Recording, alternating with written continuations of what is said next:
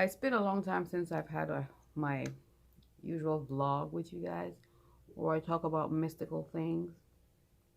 Now, I'm going to be doing my makeup while I speak to you about things like these. So, what I'm going to be speaking about today is nothing deep. It's just so far, what have I been doing since my transcendental experience and new updates about it. Because usually, when people have these mystical experiences, um, people want to know if it's just an illusion or if it's just if it's fake. And then the healing that I keep speaking about when I first had this experience, they want to know, okay, are you still healed? Or was that just for the moment?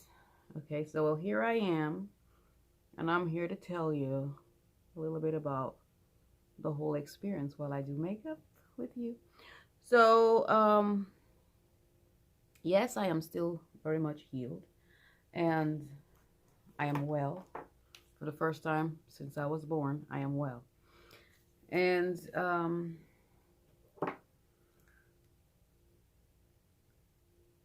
one thing that I have to always do is to meditate.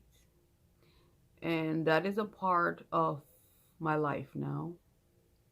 I'll meditate 3 hours in the daytime and 2 hours at night, or maybe longer at nighttime. It all depends on when I fall asleep.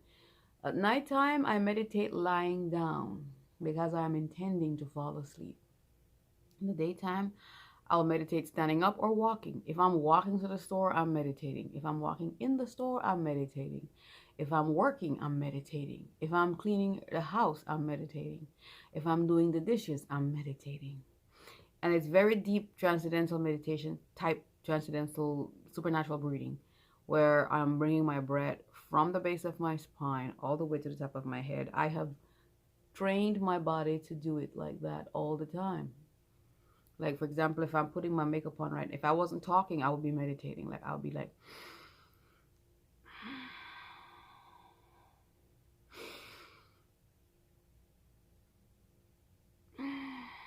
so I'm constantly meditating.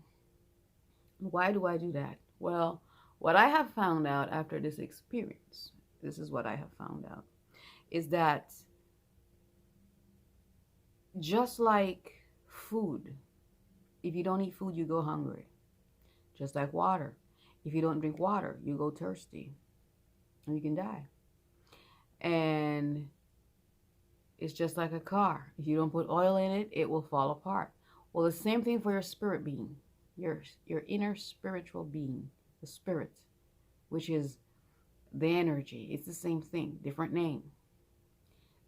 So if we don't meditate, that spirit goes down. Remember, the spirit within me was asleep for decades until I woke it up with meditation.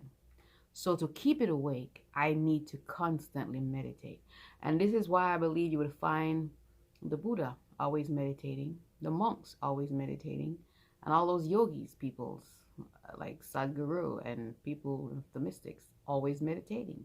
If they stop, the God within them, the spirit within them will go back to sleep. You must, and this is, I'm talking from experience, not from what anyone said or any book. I haven't been reading any books. I haven't read any Sanskrit. I haven't read any scriptures of anything. I want whatever I have to say to be from my experience. So, I found out that, and I did it on purpose. I wanted to see what would happen if I stopped meditating, and I stopped. And slowly I felt that connection, that spiritual Wi-Fi between me and the source, me and the universe, just disconnecting. Yes, I began to disconnect when I stopped meditation. And I'm like, I don't like that. I like to feel connected. So I would meditate again to feel that connection. So once you've had this transcendental experience or that transcendental experience, you must keep it alive by continuous meditation. And so, indeed, there is a God within you that is sleeping. And it is within everyone, because the source of creation is not separate from you, as popular belief would have it.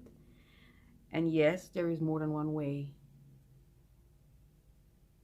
to God. Christianity is not the only way.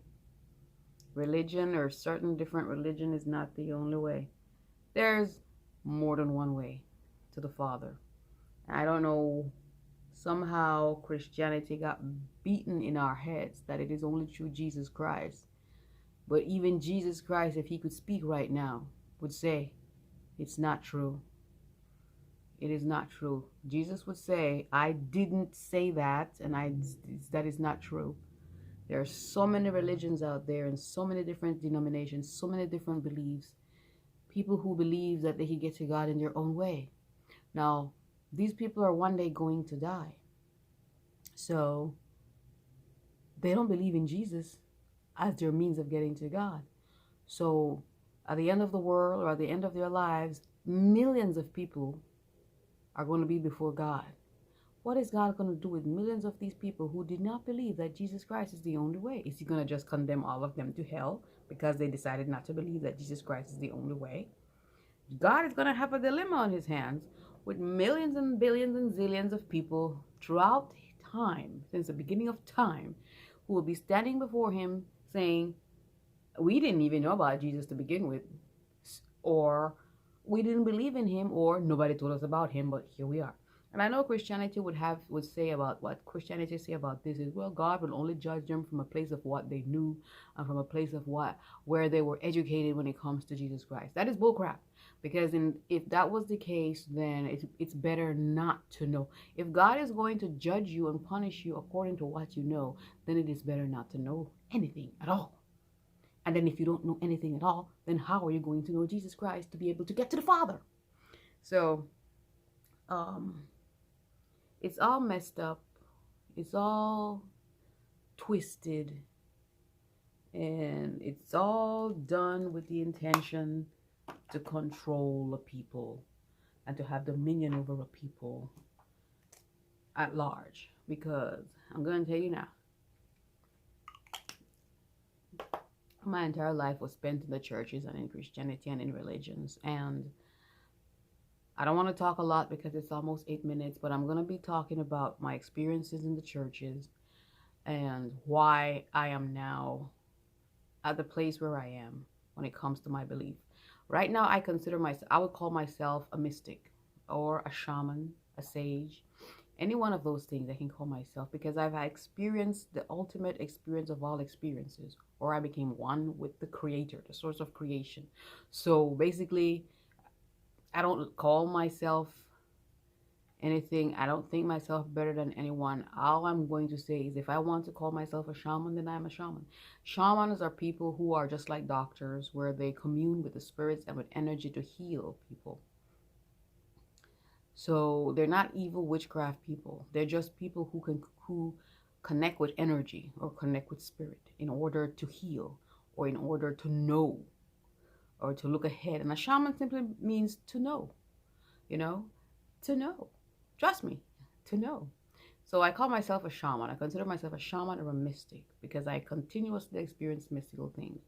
And so I am going to be talking to you regularly about why I am at this place in my life, believing the way I believe, using meditation to connect with divinity, and why I changed my way of believing. And I'm not going to be talking long, I promise you, because I want to keep you engaged. Okay?